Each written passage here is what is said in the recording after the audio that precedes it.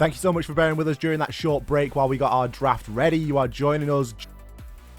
Start, do not worry, you haven't missed a single thing. We are here for the PlayVS California CIF League of Legends Spring Grand Finals, and I am thrilled to be presenting this here tonight alongside Goj. We're going to be getting ready to throw into our draft straight away. We've already theory crafted quite a little bit as to how this could go, so I'm excited to see if we were right or if we're just miles off the mark. No, I think there could be some strategies here with some of these bans and picks that we didn't even conjecture. I mean, they've certainly been studying this much longer than we have. So, Ollie, take it away as they start coming in. Well, we're going to see the Janna first removed. So this is all playing into the let's try to disable and fully nerf Timio and not give him anything to go off. So we're going to start by oppressively banning supports, as it were. We're going to see the Vigar as the rebuttal. That does also play into a little bit of what we've been talking about with Pig R and their tendency to play a little bit of Vigar mid. A little bit new to the role, not always playing on mid lane, typically playing inside of ADC. So Vigar, a nice easy one to try and pick up there. And Yone is removed second. So Arcadia not going on the full-out offensive on these support bans. They are spreading the love a little bit. Yeah, I don't mind this, actually, especially with it being game one. Now, there's less room to hide in a best-of-3 series, you know, but they're going to take down the Cho'Gath as well for the top laner. This was one of Zealot's picks back in the Fall Championship that he did very well on, and one of his top picks, according to OP, with what he plays just in general. So I don't mind that pick at all. We'll be looking to potentially a set, if not a Camille. But, oh, wow, interesting third ban there. So we're going to see the Lilia removed. Now, okay, Lilia's good, but no one's really shown any sort of tendency to want to play a Lilia on the side of La Quinta. It's not something that we've really seen Guylan play in any of his OP games. So unless there's some inside information here, that's, you know, potentially a little bit off the wall. Yeah, would there be something that would be a counter pick for based on the champions that we conjecture Arcadia would use? I mean, that's the only reasoning I have. Well, I'll have to see what gets picked out here to see if we can theory craft and try and unpack that a little bit more. I'm just checking now that there is a little bit of Lilia play, I suppose, on the side of Guilin. But it's not up there in terms of games played. It seems like something that's really only kicked off in the last sort of week or so. He did just win a ranked game 40 minutes ago on it, so maybe they've seen that and it struck the fear of God into them. 40 minutes ago.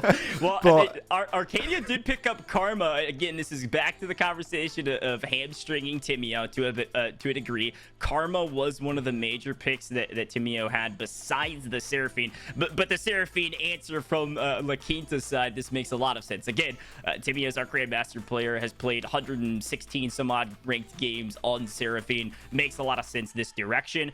Could be that Karma was maybe a bit more scary based on the comps that Arcadia wanted, or they just really wanted to play Karma. Both sides locking in pretty strong bot lanes here. We've got the Karma Ezreal duo for Arcadia, and then La Quinta have got the Varus Seraphine. Both, you know, equally good, equally viable. They've really sort of said, well, if you're going to set your stall out in bot, then we are as well. They're going to lock in a Thresh, so potential there for the Karma to flex up into the mid, and maybe Thresh going to hit that support role as opposed to the Karma. So a little bit of a caster inside of the mid. You're probably going to want to try and respond and maybe ensure that you get a strong top pick here, but it is just going to be mid for mid. So none of these two teams really wanting to give anything away here or pick blind. Happy to just sort of pick into what they are already seeing. We get the Corki for the side of La Quinta, and I think NA Wood's going to be pretty happy with that. Already on paper, just with who has got their favoured champion, this is looking pretty good. No, I couldn't agree more. It is worth mentioning that Hamlegs did run a Thresh support in game number 4 in the Fall Championship, so could see that Thresh go down to support like you were mentioning, Ali. And then, of course, Corki was one of the champions that NA Wood was just destroying their opponents, and especially in game number 2, I believe, in game number 4 in particular for NA Wood during the Fall Championship, the Corki was near untouchable in mid lane. So we'll see what they're able to do there at the end. Well, let's see how that plays out. I think Both teams are being pretty cagey at the moment. I do think we are going to have to restart the draft, unfortunately. I do believe that we've just lost connection to one of the players during. So we're just going to play this out and see how this restart's going to take place. But we'll get that sorted out for you momentarily. We already know what we've got going on inside of a bot lane. We already know what we've got going inside of the mid lane. I'm kind of surprised, I'll be honest, at this point, at Arcadia's willingness to just sort of give up those power picks. And you know, it's bold because they know what's coming here. They know that if they leave a Corki in and if they leave a Seraphine in, they're going to get Timio and NA Wood player really starting to hammer home those points. And it's putting a lot of pressure on those lanes. We've not seen jungle yet and we've not seen top. They could be decisive here. I mean, back in the Fall Championship, Game 1, Laquita had a Seraphine, a Corki, an Ezreal, and then they had a Sejuani and a Tom Kench. So I'll be curious to see if it's a near, tit-for-tat Fall Championship Game 1 and Spring Championship Game 1 in the grand finale for Laquita. I totally agree. It looked like some counter picks came through, but it didn't look like Arcadia was too much worried about the main choices that Laquita has already shown in the past. We are just getting that draft up and running for you once again. Do apologise for the short delay on that. In terms of what we're going to see here inside of the top lane now, we did get the Cho'Gath banned out. Yep. So that was obviously a bit of a preference there from Arcadia. Ziliot Frenzy likes a little bit of Cho'Gath, bit of Camille, Set, maybe even some Mundo. Typical sort of brawler top laners that have got that capability to, either split push or come down into the team fight when the TP's up and really sort of be a little bit of a difference maker. And then on the flip side of that, again, you're looking a little bit brawlery, but Wanyoni almost has sort of some essence of mid in the champions that they like to play in top. You're thinking things like a Yone, maybe even things like an Akshan. There's things like a Gwen and a Renekton, and maybe even a Gangplank or an Aurelia, but I'd be surprised to see the Gangplank get through. I think that's probably where we're going to be looking for another ban. So we are just going to repeat everything that happened up until that point, and then we'll get to the next round of bans. Yeah, I can only assume Set will be the choice as opposed to the Cho'Gath. Those were really the only two champions that it seemed like Zealot was favoring towards. I'm sure there's other options that he likes to play, but it was Set and Cho'Gath all the way through the Fall Championships, and most everything on OP.GG was those two champs. And so, again, going back to this level of play and thinking about some of these players, you've also got to consider how deep are their champion pools that they're comfortable with. And if you can take out, even if you don't target maybe the highest ranked player, if you just completely eliminate a player out of their favored positions, you could put yourself at a massive advantage. So you could even see a target of one of the what I will call lower skilled players, but in all reality, they're very talented. Well, we see the Karma the Karma pick coming in here, and this was, of course, the start of it all. It was matched by a Varus and a Seraphine. The Ezreal will come next. Everything should be identical. Memory test.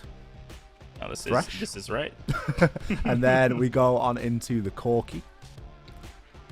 See, this is actually not already happened, by the way. I'm just predicting this live. Sure. You're just that talented. No, I love that. This is the bit where I struggle, though. Get a little bit foggy at this bit. It's going to be the Olaf. Olaf going to get removed there. Not a great tendency, I don't think, from Draconic to really pick up that Olaf, but obviously something that looking to feel like they need to ban. Yeah, and again, Ezreal was actually the champion that Laquita used in the championship series in the fall, so that's certainly a pick that they're favored towards, of course, but also helps when it comes to making sure Laquita doesn't get everything that they're comfortable with. So I'll be curious to see how some of the rest of these bans come through. Aatrox is going to be removed from the top lane. Hecarim will disappear as well. Yep. So heavy pressure there on top and jungle. Gangplank does get removed, as I sort of theoried earlier on. So that is going to leave Yonwani wanting a little bit. Could look to maybe play that Renekton, but again, picking blind here onto that top lane. It's instead going to be the Volibear. That sorts out the jungle. And now it's on Arcadia to respond. Do they want to blind pick this top and maybe get that advantage, or do they want to just counter into this volley? Yeah, no, it's a great question. I'm actually kind of surprised to not see the Xin Zhao instead of the Volibear. It does look like they're going more to Kaiser. Very strong top laner. But the jungle is the big question mark for me, Ollie.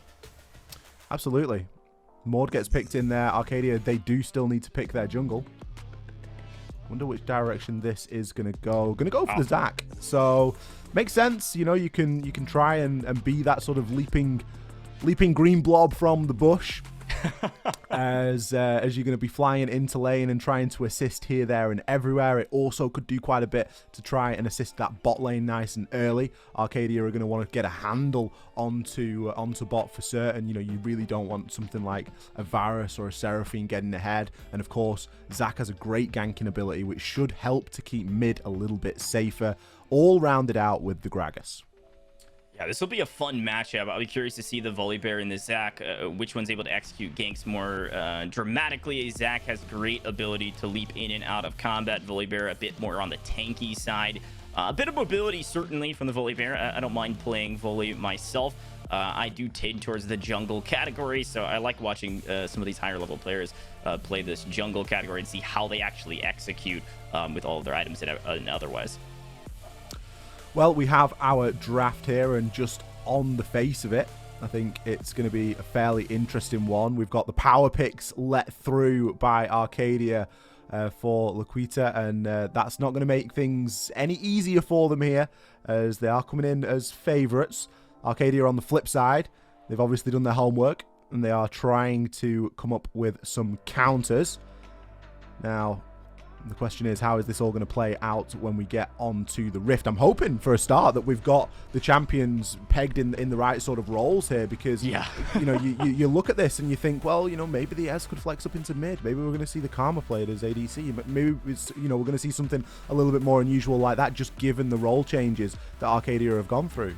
No, that's a great point. I mean, again, we can only conjecture at this point until once we hop into the Rift, so stay tuned for that. But my eyes are certainly on the Corki. Really, the difference maker during the Fall Championship was Corki in how well he scaled towards the end, was able to chunk away an insane amount of damage. They actually tended away from the crit type build and went for more of a straight AP build, and it went very well. And so I'll be curious to see how the Corki does in this later stages of this map, if it does go fairly long. And ultimately, it'll be a lot of fun. And I think, how can we shut down the Seraphine from the Arcadia side? That's going to be a big conversation starter. I'm sure we're going to see Zac jumping bot lane quite a bit. Yeah, Zac's going to be, you know, very key in terms of these ganks nice and early, seeing which lane he can try and get ahead. Mordekaiser should be fairly self-sufficient up inside of the top lane. Obviously, Gragas, it's not the kindest matchup for him, but it's something that, you know, once level 3 comes along and you can really start to chain those abilities together, there's a chance for Mordekaiser to be semi-solo and semi-sufficient inside of that top, which is what you really need. And then Zac can focus attentions elsewhere. But I do believe that we are just about ready to throw on into the game. So, I mean, I can't wait to get stuck into this one. This is the big one. This is the rematch. This is the rematch indeed. And like we mentioned beforehand, Fall Championship was a best of 5. This is a best of 3. They've been playing best of 3s throughout the entirety of the bracket. And so a little bit less room to hide, a little bit less room to test out your opponents and see what works and what doesn't work. If you lose your first match here in map number 1, you're putting your opponent at match point going into the second map. So got to be careful. Play hard and play as a team. I'm sure the chemistry and the communication will be at top notch, though, after a total of 5 other rounds that they've played throughout this bracket, and not a single map lost from La Quinta, and only 2 maps lost. 0 overall losses from Arcadia this entire season.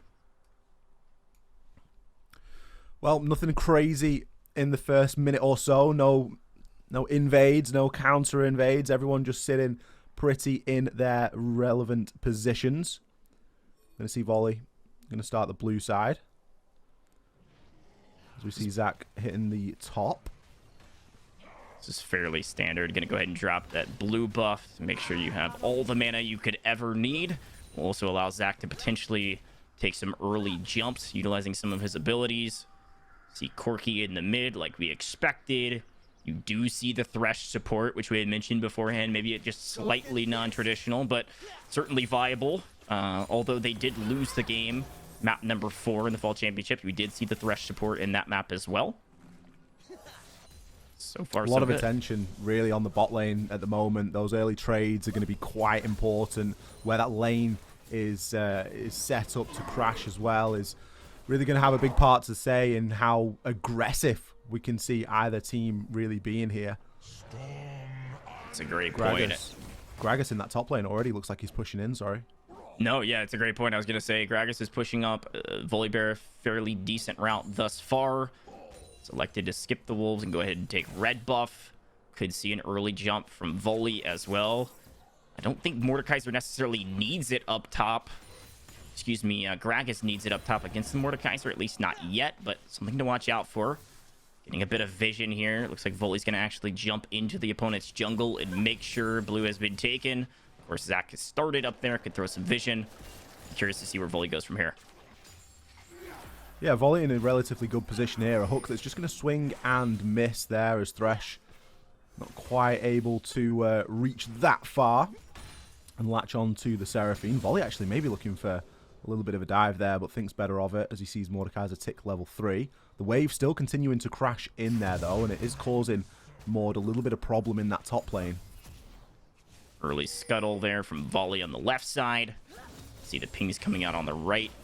Curious to see if Zach's able to grab that scuttle as well. We'll be watching out for those dragon buffs. The Drakes are so important, and one of the reasons, honestly, Arcadia struggled in the Fall Championship was they missed most of the Drakes during those matchups because of some early deaths. Thus far, though, fairly timid start from both teams, Ali. There hasn't really been any two major pushes. We saw Volley maybe eking over towards Mordekaiser in case he went low, but fairly patient start, which is to be expected in map number 1. You're still testing out your opponents. You want to make sure you don't give up anything too early, which is certainly one of the mistakes that Arcadia made at the end of the Fall Championship. So far, so good, both sides. Well, it looks as though Zach is framing up for a little bit of a leap there, but does think better of it. Going to hit a quick back. The Drake up in 45 seconds. He's swept previously, but Volibear is going to come in and just sweep that area now as well for vision. The priority here is going to be with La Quinta because they have the wave that could look to try and push up here. They do need to look to clear those minions away to give themselves that priority. Seraphine as well can keep that distance. Exactly. I was going to say vision. This is going to be utmost important, especially with Zach roaming about. Got to keep your vision up. Hit all of the bushes with your wards. You need to sweep. Volley's back into the jungle. Here comes Corki back into mid.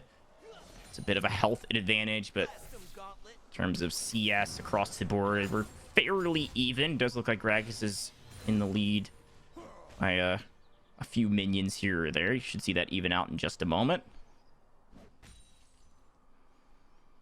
It's very par for the course, isn't it? You can almost feel the tension. It's, you know, these two teams, they've played each other before. They know what the score is here. And you just get the feeling that no one really wants to be that person to put a foot wrong in the early game and, you know, go for that over-aggression or get themselves caught out of position. Everyone's just playing solid league at the moment, not doing anything, nothing showboaty, nothing extravagant, nothing beyond the norm, just getting the job done, farming those early levels, trying to gain a little bit of a gold lead from the minions. And looking really to not make any mistakes. No, that's a great point. I was going to say, you can feel the tension. I'm sure you had some conversations from the coaches as well saying, look, game 1, we don't need to do anything fancy. If we go up in maps, maybe we play the aggressor role. We play a very strong jump in, jump out. And finally, we have at least a try for a gank, but the counter gank is there and covered. And so what we thought could be a fairly sizable moment turned into next to nothing as they continue forward. Farming up a little bit. You see that Thresh has decided to roam fairly dramatically, which is one of the things that you, Ali, said you expected to happen with that Thresh. And here comes the Volibear trying to get involved. Thresh could be in a position, but able to knock back and flashes back to tower, making sure that nothing goes wrong in this first encounter. A pretty, you know, sort of almost squaring up to one another there. The teams just not really committing fully to it, just a show of force and a show of strength. No one really wanting to commit too heavily. Great pathing from both of the supports as well. Thresh and Seraphine both in the right place at the right time. Just letting the ADCs now try and farm and gain a little bit of those level advantages that they're going to need, as they're just a little bit short of 6 right now. Zach, cheeky little invade onto blue.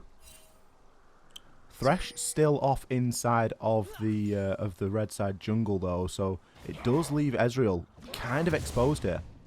Yeah, I'll be curious to see if they look towards drag, if they are able to grab a pick quickly, or at the very least push their opponents back towards tower. Early drag can sometimes go your way. You can see Karma drop down a little bit, just trying to hide and potentially make the jump. There goes the Zac, and we talked about his leaping abilities. The range on that ability is unbelievable. It's not enough to do much against the opponent's Corki, and especially with the volley there, just kind of showing face and saying, yeah, you don't really want to push this, especially not this close to tower. They're going to back up, and yet again, just a bit of testing waters back and forth from both sides of Arcadia and La Quinta. Yeah, the trades just, well, the damage, sorry, just isn't here for these trades at the moment. We're not quite seeing that finishing blow be delivered. Obviously, Karma has opted for full boots first. Corki gone the longsword route a little bit more. The flash going to be burnt there from the Mordekaiser as the ulti from Gragas did knock him into the tower and force him to tank a shot. Gragas is not going to chase that, though. Doesn't want to get and contend with that Mordekaiser. Buying the cloak, first item, already has got a little bit of that magic resist. He's going to get away with that and probably TP himself back up to lane. Yeah, look towards jungle. I was going to say Karma's dropping down to make sure Volley didn't take the drag without at least a bit of contest. And just putting vision in the area. Still no one electing to push for dragon yet, especially without a pick. It is a bit of a tough situation. If you go in too early and get picked off that direction, you lose the dragon and you lose a life. You go down a disadvantage. Could be an issue. So look, I'll be curious, Ollie, like we had been talking about, it's kind of a slow start. I mean, we could look towards a fairly long game in our first map. In terms of scaling, I mean, which team do you kind of favor towards in the end game? I think you've got to lie a little bit of sort of respect on the side of La Quinta. I think, you know, when you think about scaling, you think about that Varus, you know, sure, you know, Ez is going to be able to scale as well, but Seraphine, it becomes very dangerous when the cooldowns are next to nothing, and you can really start to chain those abilities together. So just with the nature of the game and the way that it's been played out at the moment, no one's really looking to commit. So I think both teams are happy with their scaling, but it's really about, you know, who's going to come out the better on the Rift. We are going to see first blood come there from Zac, as he does actually shut down Chairmuffin. Timio is going to be fairly damaged as well, and that could be all they need to try and force a Drake here. It's a great first blood here from Arcadia, and you're exactly right. They're going to push over towards Drake. You're going to see our mid laner come down to help out as well. Could potentially even see the third and fourth jump in to make sure it gets finished off quickly. Ezreal's going to get involved, throw some damage, and that first Infernal Drake is going to increase their attack for rest of the game. A great start here from Arcadia. A fairly early showing of dominance, and I say dominance, one kill and a Drake isn't everything, but it certainly helps. And as Volibear tries to jump inside the jungle, you've got Mordekaiser about to engage as well. We're gonna check out this fight yet again to see how this kill jumped through, and there's that Zac leap. Incredible display of the range on that ability, and then the follow-up from Ezreal, a perfect execution. Great gank there at the bottom. Great ulti by Ez there to ensure maximum damage, and he got it out there before the fight got a little bit too far in and he got too close range. Almost unfortunate to not pick up the kill onto Timio as well. Seraphine just managing to dodge at the last possible second. No summoner burn on the side of Chairmuffin though. Still has flash, still has heal. Playing things a little bit more conservatively. So obviously felt like it was just a foregone conclusion and maybe wants to save that for a little bit of a more aggressive play later on.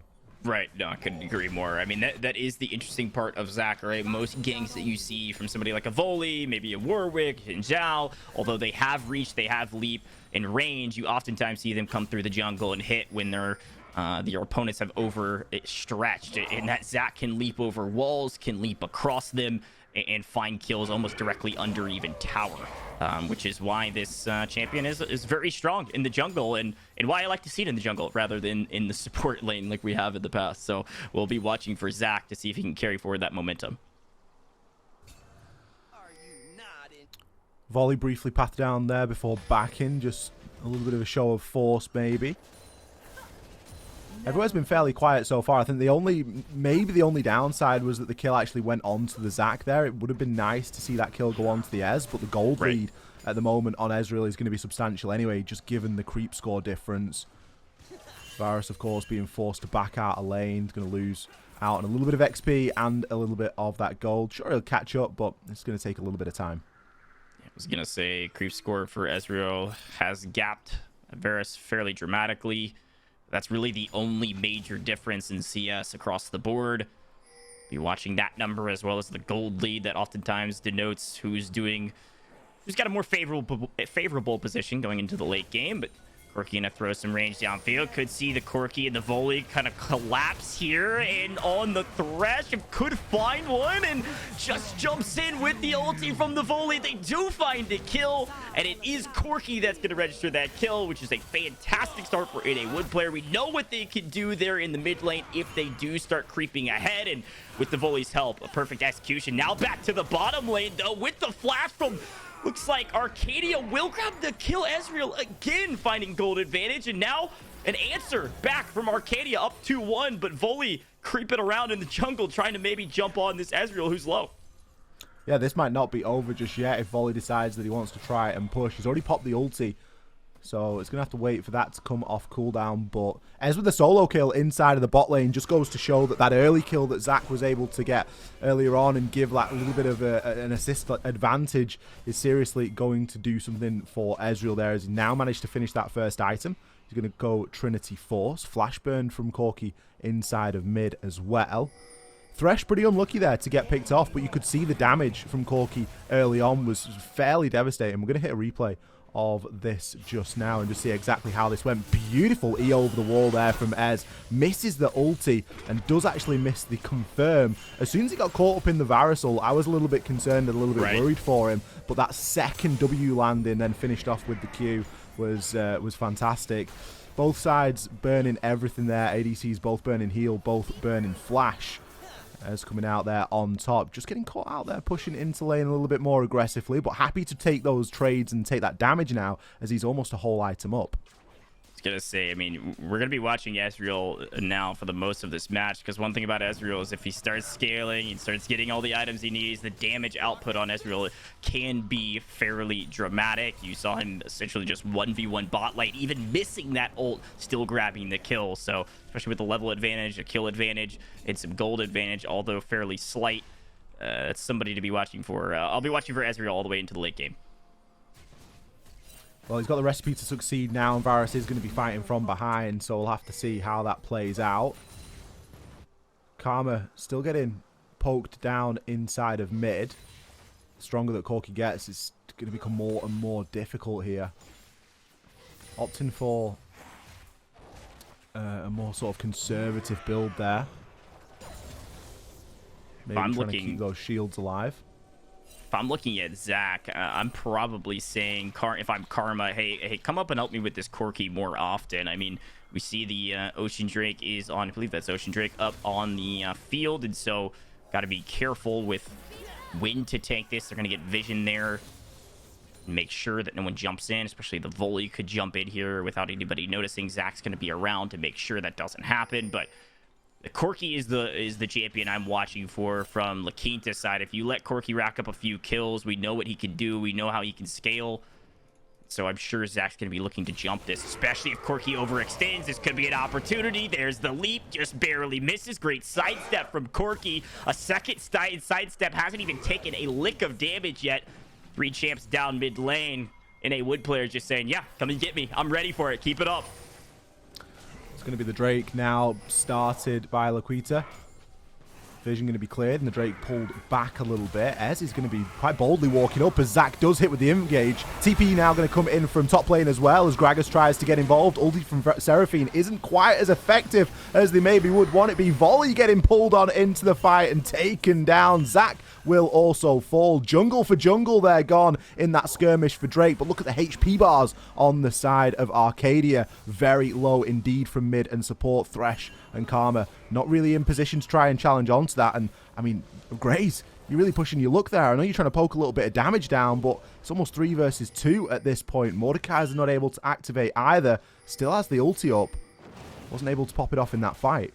Love Drake fights like that, right? You punch the Drake, you kind of tease their opponents to jump in and make sure that maybe they can try to steal it or just make sure you don't retrieve, and then you all back up in team fight. And it does look like La Quinta comes out on top in that team fight, specifically around that health bar, and it was the dragon that they're able to slay, no problem at all. And now a buff for a buff, and the mountains will rise because the Drake has been taken down. Here's that replay. Look at this team fight. Zach jumped into ulti, but it did next to nothing. Bully Bear barely able to stay alive for a while, does end up falling, but took a lot of the aggro from that Arcadia team, which allowed for some of our other players, our mid, our ADC, and otherwise, to drop in a ton of damage, forcing Arcadia to back off.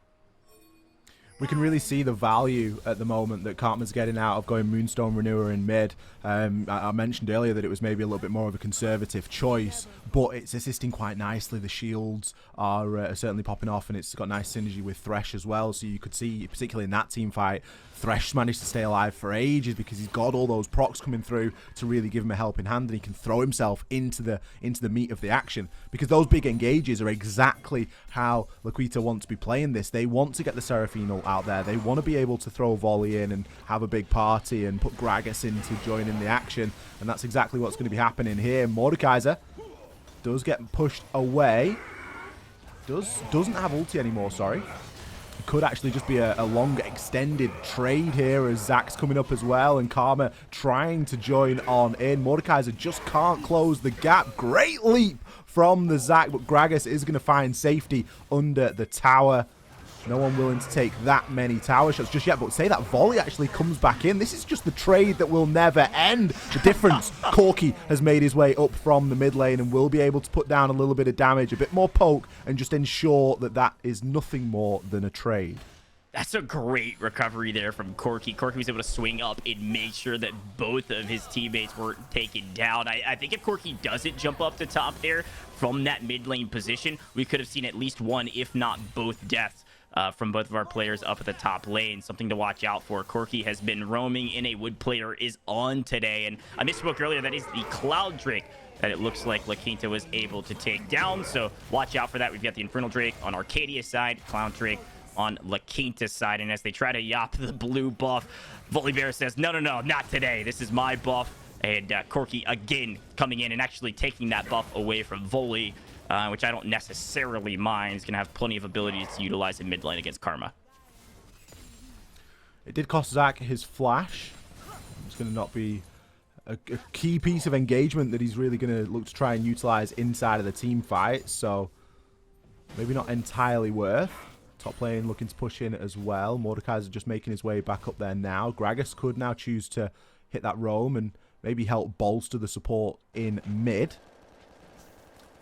Corki, great wave clear, can pretty much just keep that wave crashing all day long for as long as Karma is out of lane. And that's demonstrated there in the creep score lead, as well as a little bit of a gold lead as well. You can see the damage is devastating. That poke is really starting to cut down Zach, and he's not really in much of a position to try and defend that tower. Really has to wait for Karma to get back and see the wave crash. Karma's going to jump back in, but Corki's not going to let them walk freely. Just a little bit of poke damage, continuing to put that pressure on Karma. Karma really hasn't been able to do too much in the mid lane because of Corki's poke damage and the amount of damage that he can output, and it has allowed Corki to kind of roam when he needs to. You saw him go up to top lane a moment ago. We'll continue to watch NA Wood player put in the work during this game. Quinta is trying to make sure that no advantage goes either direction, and after a couple trades back and forth, the gold difference is a mere 200, 300 gold between the two. Ollie, this is still a very even match, even into what I would call the mid game, if you will. Yeah, we're 20 minutes and we've only seen 5 kills. It's not a lot at all. It really isn't compared to the way that some of these games have been going.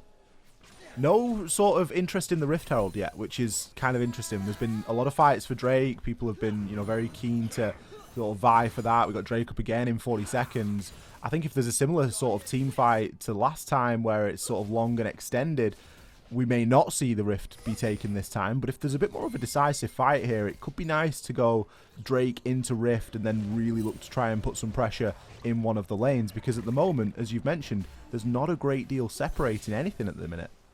Right. I mean, we actually missed Rift already, right? Because it's been over 20 minutes, so it's already into the Baron over there on the far left side. And so the question will really become who's going to grab the Baron first? Is there going to be a full team wipe that will allow for it, or is that something that will also be given away?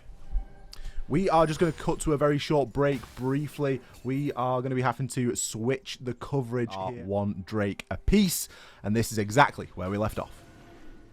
This will be a very fun fight to watch. You can see the vision's going to come through. Zach's going to go ahead and initiate it from the other side. And this is an opportunity to kind of bait out the push. If they bring the Drake outside of its little hidey hole, if you will, they'll be able to do some poke damage. And here comes the push here from Arcadia. They've jumped up, still playing fairly timid with this push to make sure they don't get picked off too easily. But Lakita has quite a bit more range, and they are raining Hellfire down specifically on that Thresh. And as the range is coming through, they're just poking away at this Drake. They don't want to take it too low, and there's the entry that they needed. Mordekaiser trying to get involved. Corki from range.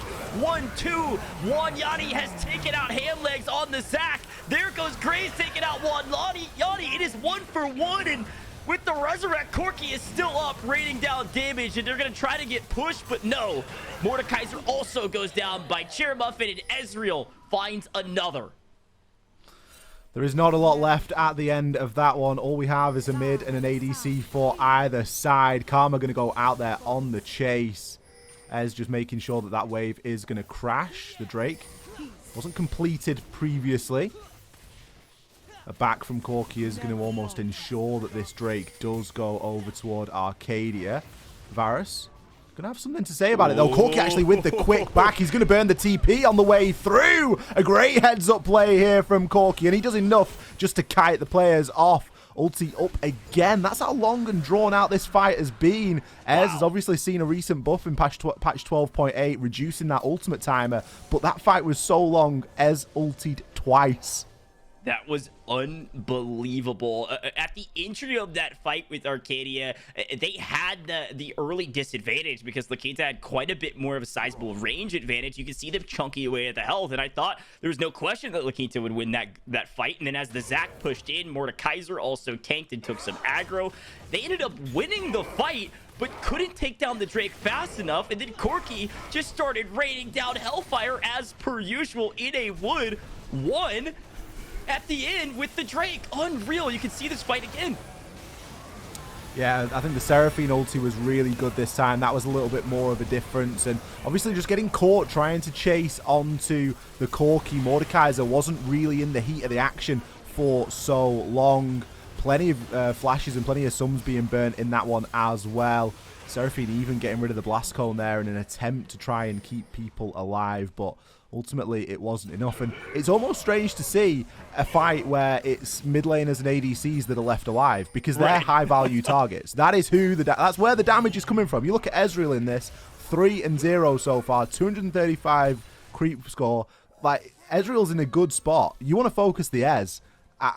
I'm not too sure, you know, how these people are keeping themselves alive in the team fight, but they're doing a fantastic job at it. Corki, on the flip side of that, just look at the gold lead that Ezreal has currently got as well. 9.4k to Varus's 8. A significant difference there. No, I couldn't agree more. I mean, we said it from the very beginning. Once Ez got that first kill, it was like, hey, watch out for the Ezreal. You can't let them stack up too many kills. You can't let them have too much of an advantage, because the DPS that Ez can put out, especially into mid and mid-late game, is fairly sizable, and that's exactly what happened. But you're right, it looked like it was almost a mistake from really both teams of targeting the correct players, right? They should have jumped the Ez. It should have been Lakita jumping the Ez at the very beginning, if possible, and then go from there. You'd have a bit of a sizable advantage on DPS, but I don't know. A curious fight indeed, and it did come out in Lakita's favor. They were able to find the Mountain Drake, up 2-1 in buffs. Again, nobody went Rift Herald. The Baron is still a possibility for later, should another team fight happen, but still a fairly even match in terms of overall gold, and be curious to see if Ez can start steamrolling a bit, snowballing a bit to gain more of an advantage for the team in general from Arcadia. But at the end, we're fairly even still, Ollie, surprisingly. Really even. You know, you talk about Ezreal, and I mentioned there the gold lead that he has. That's matched by Corki's gold lead in mid. Right. And you can see 40-42. It's, you know, 40-40.2. Sorry, there's really nothing in it at this moment in time. Karma opting for not quite the more support build, but certainly those more utility-based items. You know, looking to try and assist the team in ways with the Moonstone, and obviously picking up that Dark Seal as well, because that's just going to be the main focus of damage right now. You do have to play fairly safe if that's going to be the option. Totally agree. That was a great ulti there. Ezreal is fairly low. Again, decent level lead currently. Just needs to make sure he doesn't get picked off from a distance, and that regen is back up to health. should have no problem staying alive. Could stay in this fight. Could see another team fight here near mid lane fairly shortly. Watching that Vargas kind of creep down towards mid. See, Corki has actually elected to go down to bot lane, still against Karma. Yeah, the mid lanes have swapped down into the bot, into that side lane, just to try and pick up a little bit of farm down there. And ADCs and the sports have returned up to the mid. The poke on the side of Lakita is very substantial now. Varus is able to really get a little bit of poke going. You can see him there just stopping Ezreal's back. There's a cursory... Yep, I'm going to stop you back. I'm going to waste a little bit more of your time.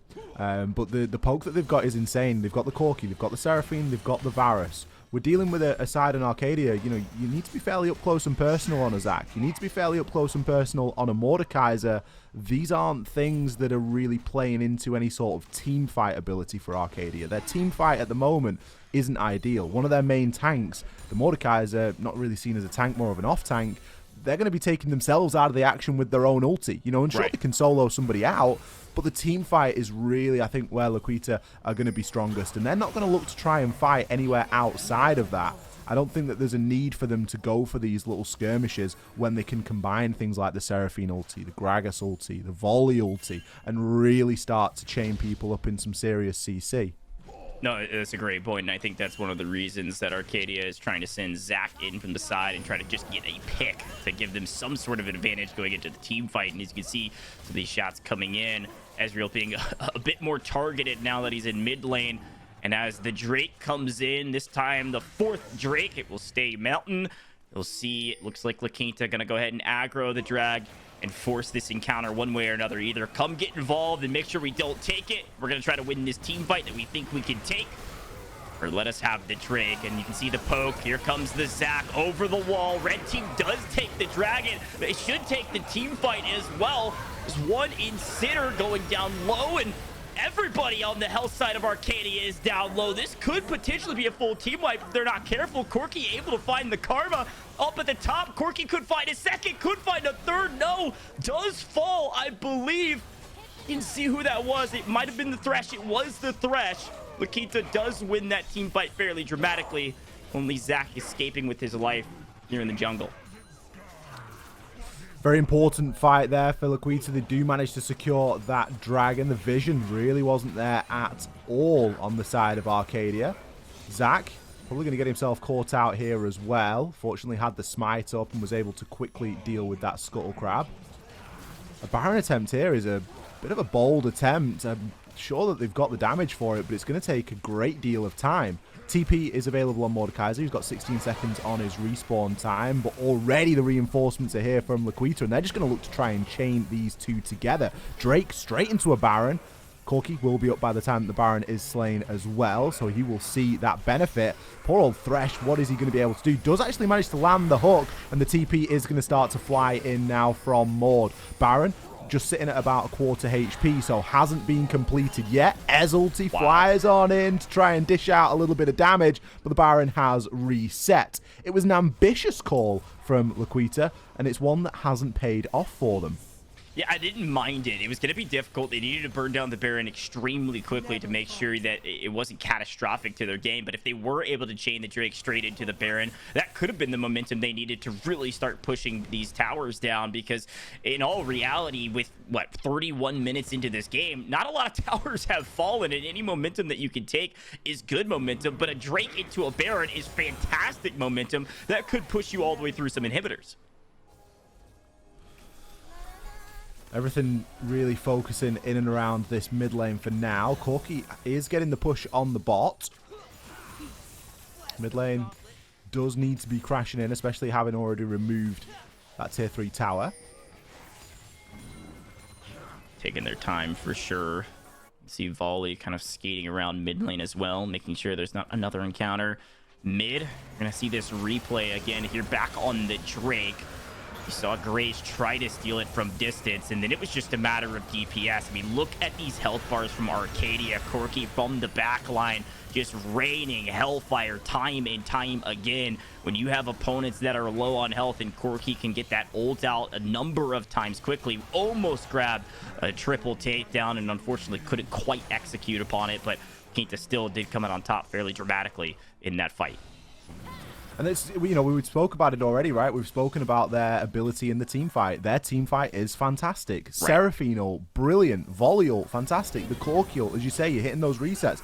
You've got the Gragas ult thrown in there as well if you want to try and reposition, you know, a portion of the players. If you want to just throw that barrel down and send them fly and see if you can get them stunned into a wall. There are so many things that you can start to chain together, and it almost looks as though Arcadia are chasing the tail in the team fight a little bit because they've got to go from here to there, and they can't always do so. The path isn't always clear. LaQuinta, they're going to pick up that bot tower as well. So currently the advantage firmly sits with them, and for the first time in a while, we're actually seeing a substantial gold lead start to generate. Good 3,000 gold lead in LaQuinta's favor. Makes sense with all the eliminations they were able to pick up and the tower. Down, I believe Corki was able to pick up that bottom tower. Corki up to level 17. Looking very strong, both buffs in his name. They're leaning on NA Wood player yet again. This is exactly what happened in the Fall Championship Series back in December. NA Wood player took a firm lead with that Corki, and they allowed for it to happen again. Now, I'm not saying this is even close to over at this point, but it is worth mentioning that Corki is the strong arm of this LaQuinta team, especially going into some of these team fights. And Ollie, you said it perfectly, as it looks like Arcadia is trying to grab a pick. They don't have the team fight potential that LaQuinta has. So the question mark is, how do we get picks? Do we have to just rely on our opponents to make a mistake, which is certainly not the way you'd like to play a game like this, especially not in the grand finale. You're not going to expect a lot of your opponents to make mistakes along the way, at least not more than one or two. Certainly not enough to necessarily win you an entire game unless you snowball it from the beginning, which is really what we saw game 3, which was an Arcadia win in the Fall Championship. That's exactly what happened. LaQuinta made a lot of early mistakes, which allowed Arcadia to snowball into at least one map win. But again, we'll see what's able to happen here. Yet another team fight near the Drake. As the Drake pops out, this is an opportunity for a 4-1 Drake buff lead. A lot of armor is going to be going in the favor of LaQuinta if they pick up this third. Going to be fighting for the soul here. They need to ensure that they're able to get this Drake, and it's one that Arcadia can't afford to not contest, really. They have to try and challenge this one, as they really don't want to give the soul away. Corki coming up now is almost just going to be the nail in the coffin to start this thing. The Drake does get started and pulled out, as is the norm. But this is where the poke comes in. Try and get close here. The vision on the blue side is non-existent right now, and all that Corki has to do is continue to poke these players on down. No one able to walk forward, nobody able to actually get involved in the action. It's going to be Gragas to initially target the Zac, and Zac actually has to burn the flash to get himself out of dodge. Drake still being focused here by the Volley Bear, and, well, the HP bars are very low on the side of Arcadia. Zac surely not going to try and go in. This is how much that Drake means. He's going to try and get into the action on no HP. What is he doing? The Drake has been slain, and that's going to be Cloud locked in here for LaQuinta. The team fight, you just cannot contest this team fight. Zac had to play an aggressive role, especially with the lead potential to try to jump a champ, but the problem was Zac's health was so incredibly low that couldn't do enough damage in time before he was taken down, and then you really have no chance if you're Arcadia. And here's that back-to-back steamroll momentum they needed. This is the Drake into the Baron. They've got a sizable amount of damage at this point. If they just burn this Baron down quickly, this could be the momentum shift they need to finish this game off. But Arcadia is saying, can we come in and slay it? No, we can't steal it. We're hardly able to do any damage at this point, and so now we've got another team fight potential if they do not back off. And with that buff in hand, they potentially could have taken that fight, but I'm not sure they wanted to risk it. LaQuinta are going to want to reset now, spend that gold that they've earned over the last team fight, the Drake and the Baron buff. They're going to have a bit more of an advantage here. It's stretched to 5k. Get that spent. Volley going to ditch that 1.7 that he had and pick himself up. I believe he finished the Deadman's Plate there, although I could be incorrect in that, but he certainly finished one of those items, either the Deadman's Plate or the Zhonya's. I mean, that in a team fight in itself is just going to make things even more frustrating, and there's a lot of confidence on the side of LaQuinta now to just start running this down mid. They're not even going to try and assist those other lanes and give that Baron buff to other lanes. Instead, they just want to take this as a head-to-head fight because they know they can. The team fight is where they have been the strongest, and you get the feeling that one more team fight and that really could be all she writes inside of this game one. Oh, that's a great point. Laquita's just going to stay together, stay stacked up, and just steamroll through these turrets, not even worried about any of the potential damage from their opponents at this point. Mordekaiser's not able to tank enough and aggro enough for it to really matter. Inhibitor's going to go down as well, and I think you're right. I mean, another team fight certainly all she wrote, and they might not even need the team fight at this point if they decide to continue this aggressive stance. They do swing around to bot lane. It looks like they're just going to farm some of these minions and push this lane forward as well with that buff before it goes away. And this is great discipline, right? We know that LaQuinta have got a fantastic team fight. We know that they can, you know, consistently win these team fights. And especially when there's no tower there, you know, if you're fighting in the Drake pit or if you're fighting in the Baron pit, these guys have got the team fight on lock. What they don't want to do is take a chance right up against the enemy nexus. They don't want to give that opportunity away. This needs to be a crushing defeat. This is a best-of-3 series, and you want to make sure that you're getting all of the soul out of your opponents here. And we're going to see just exactly that. Look at that for a Seraphine ulti. The kills are raining on through as the damage is unmatched. Caught unawares and unprepared. Arcadia, they are going to fall here. That is going to be the bot T1 tower going as well as the inhibitor, and that is most likely going to be map 1 here going to LaQuinta. Talk about discipline, Ollie. You said it perfectly. They could have theoretically pushed mid. It was going to be a fairly tough fight under 2 towers. They decided to elect to go bot, bring that buff with them, take out that bottom tower, and then secure the win. A great job by the LaQuinta team to make a decent start into a great finish. Well done for LaQuinta taking map number 1. Best way to start things off possible there for LaQuinta. You are going to be very happy with that. A well-orchestrated draft, a couple of power picks getting thrown in there as well, and maybe we can see just why they are such powerful picks. We've got some replays highlighting the best parts of that game, and we're going to break those down as well. A couple of Hollywood moments in there, I think, Goj. There was certainly some interesting team fights and a very cagey first opening start to the game. You could see the intention from LaQuinta was clear from the start. They just didn't want a solo fight. Exactly. I mean, you see the Arcadia jump at the very beginning that gave the Arcadia team a slight advantage, and then an answer back from the Volibear in mid. But it was the kind of the onus responsibility was on Zach, right? They didn't want to take a lot of team fights. Ezreal had an opportunity to scale fairly dramatically if he stayed alive. It does so here, right? Wins the 1v1. But the Zach has to be the entry point to try to steal a kill away and have a player advantage going into some of these major team fights. When you just take on LaQuinta's team head on, they didn't win a single one of those team fights. At the very least, traded 2 for 2 alive at the end and still lost the Drake, which we'll see in but a moment. So an impressive bout from LaQuinta, certainly, but kind of a missed opportunity from Arcadia, in my opinion. Yeah, I really, you know, you start thinking about that 2 versus 2 that was, and then it was over-aggression. It was a willingness to stay when they probably should have backed in that actually ultimately lost the Drake. Corki with the quick reset. He was happy to, you know, go back and then use that TP to get down. NA Wood player having a fantastic time on the Corki and really just commanding the lane entirely. Exactly what you wanted to see. We sort of theory crafted how this Seraphine was going to go, and it's as good as we expected. The team fight, couple that in with the Volibear, you know, couple that in with the Gragas. Everything was working really well in harmony.